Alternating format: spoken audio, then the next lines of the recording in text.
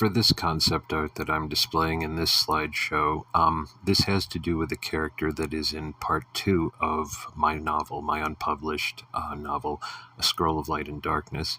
This is the Mani Pagra.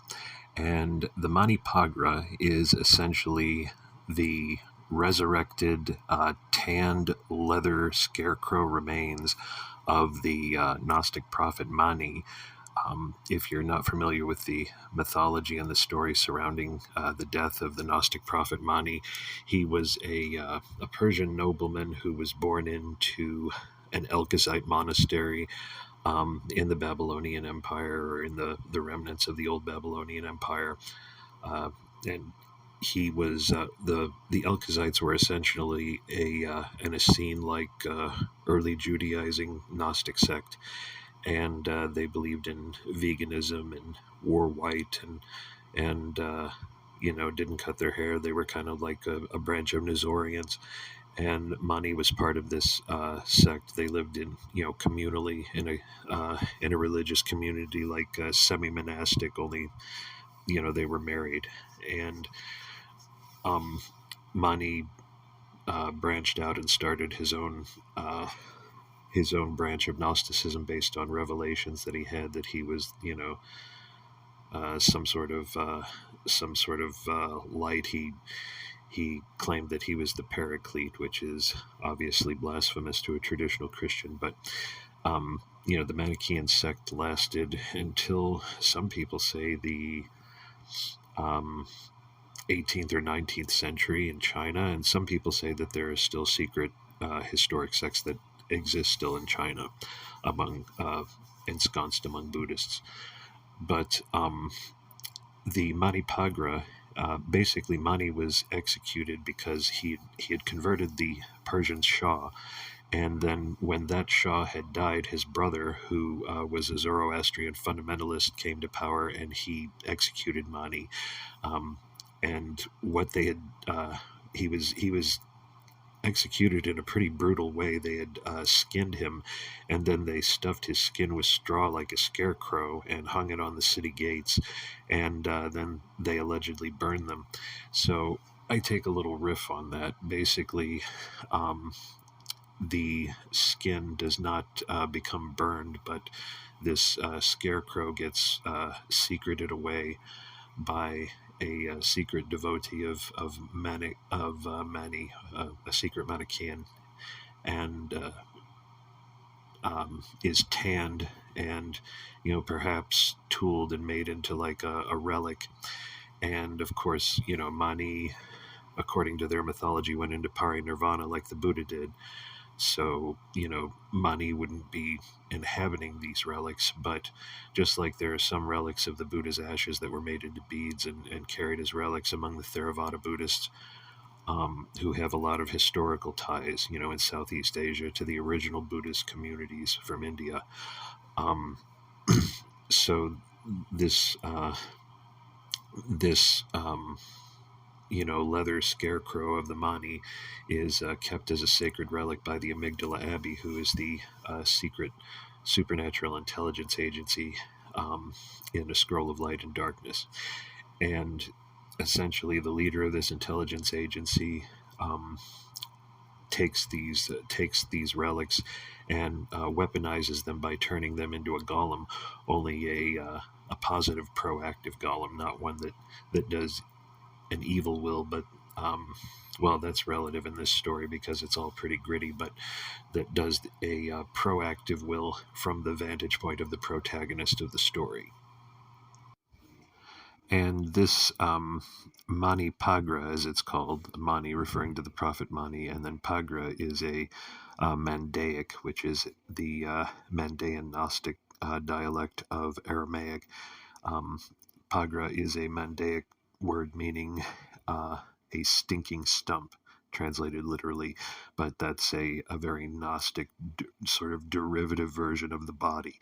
The Gnostics viewed the body as a prison that the soul had to be alchemically distilled from through spiritual exercises and processes. So when, the soul departed from the body, it could, go past the planetary spheres and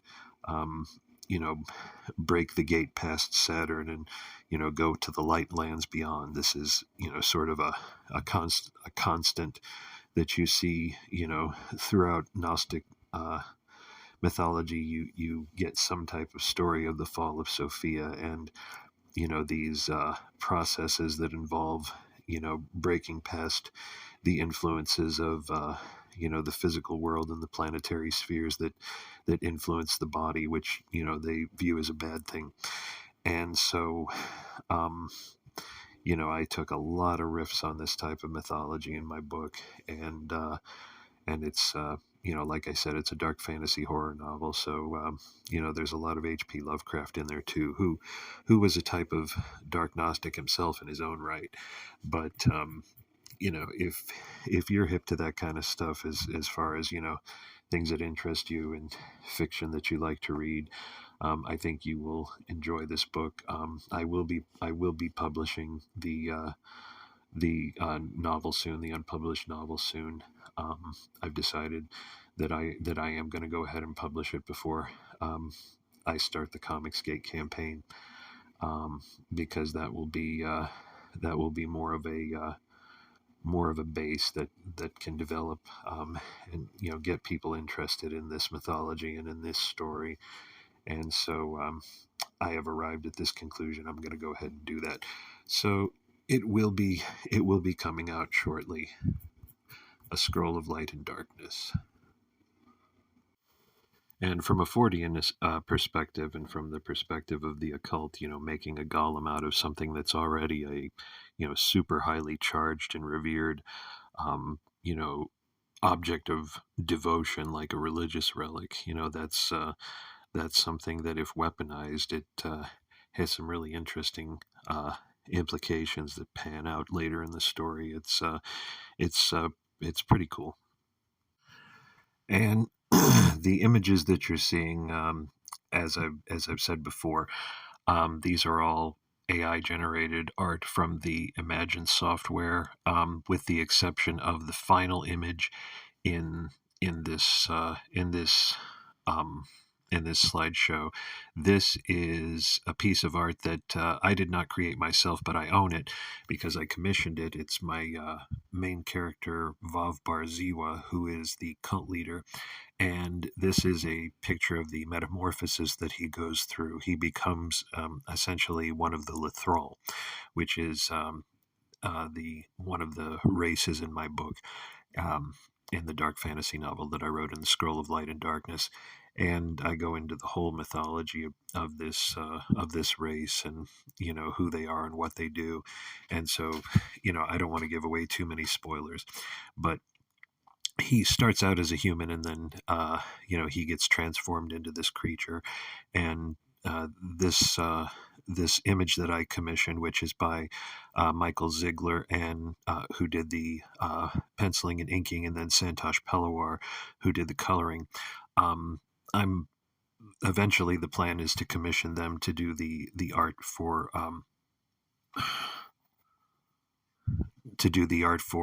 A Scroll of Light and Darkness, the Comicsgate campaign, so the Light Scroll and then the Dark Scroll. I was planning on using them way ahead of now. I spoke to Michael about a year and a half ago, and I just didn't have everything. I just didn't have everything together, as far as the finances and getting everything started. And so, when that gets underway, though, when the Comicsgate campaign starts, after interest builds up from the release of the novel, then they are going to be the first candidates on my list. I wanted to do a project with them way before now, so hopefully they will be the artists on this upcoming project, Michael Ziegler and Santosh Pillewar. Forgive me, I'm horrible with names. That's Michael Zigerlig, Zigerlig, and Santosh Pillewar. Again, I apologize. I'm terrible with names.